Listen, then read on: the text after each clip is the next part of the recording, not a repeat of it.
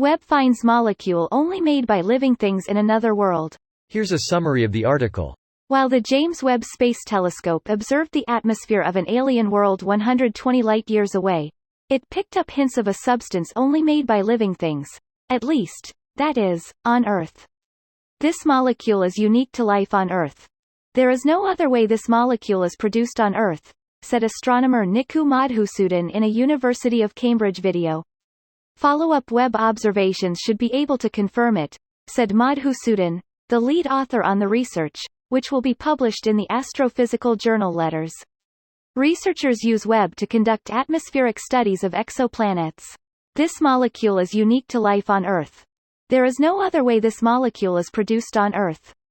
Molecules within the atmosphere absorb certain light wavelengths, or colors, so by splitting the star's light into its basic parts, a rainbow, astronomers can detect which light segments are missing to discern the molecular makeup of an atmosphere. In our solar system, that sweet spot encompasses Venus, Earth, and Mars. This post received a score of 4,600, with an upvote ratio of 95%. Here are the top comments in response to this article. This molecule, known as dimethyl sulfide, is primarily produced by phytoplankton, microscopic plant-like organisms in salty seas as well as freshwater. The detection by Webb, a powerful infrared telescope in space run by NASA and the European and Canadian space agencies, is part of a new investigation into K218b, an exoplanet almost 9 times Earth's mass in the constellation Leo. The study also found an abundance of carbon-bearing molecules, such as methane and carbon dioxide. This discovery bolsters previous work suggesting the distant world has a hydrogen-rich atmosphere. 9 times the mass of Earth? Getting to space will be hard, so we can probably leave them alone. Oh, let's send robots to spy on them. If we do it right, they'll keep spying long after humanity is gone. For a planet with just twice the surface gravity of Earth, you need a rocket 4 times the mass of the Saturn V just to get to low orbit, and there's still a question of if the weight of that rocket fuel would be too heavy itself. We are very lucky that the Earth is as small as it is. Our rockets need to be approximately 99% fuel and 1% cargo just to be able to escape our gravity.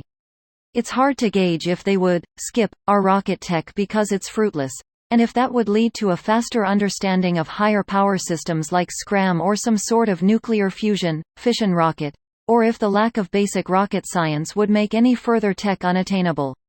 Pretty safe to say they can't reasonably go to space with the technology we understand, or at least that it would be very, very specific in purpose due to cost. Just do it the Kerbal way? More boosters. More boosters and barely enough struts. More boosters and struts made of boosters. Taps head. 9 times the mass of Earth. Could this be some kind of gigantic ocean planet? Would they be able to use the same methods to detect water in the atmosphere? So you are saying Subnautica is real? Worse, barotrauma. At least we have a clown. How do we know what molecules can only be made from things in another world? We can't be perfectly sure, but, according to the authors, this is because they listed the possible things that can be produced by everything that isn't living, and excluded those. The rock, gas, effects of stars, radiation, etc., can only combine in so many ways. This is called geochemistry. So they argue that since they've excluded geochemistry producing much of dimethyl sulfide, it would be biochemistry producing this. It would be if they were sure. They admit they're not sure. Further study will confirm or deny. This video was automatically created by Reddit to speech. The article and comments in this video were selected from Reddit according to their upvotes, and any paraphrasing was performed by smmry.com, without any human intervention.